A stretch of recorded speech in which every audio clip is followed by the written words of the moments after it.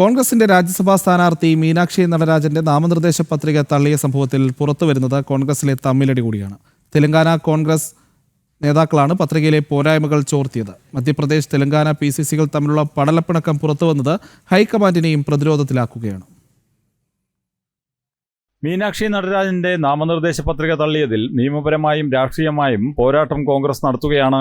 എന്നാൽ പുറത്തുവരുന്ന വിവരങ്ങൾ കോൺഗ്രസിനെ വെട്ടിലാക്കുന്നു.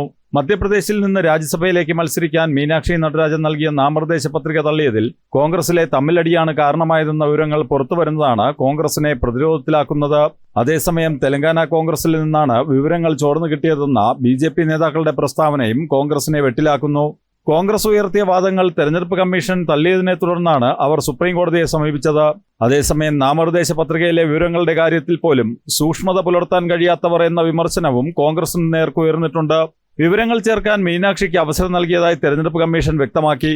അതേസമയം തെലങ്കാന മധ്യപ്രദേശ് PCCകൾ സംശയനിഴലിലായത് കോൺഗ്രസ് ഹൈക്കമാൻഡിനെ പ്രതിരോധത്തിലാക്കിയിട്ടുണ്ട്. ജനം, ഡൽഹി.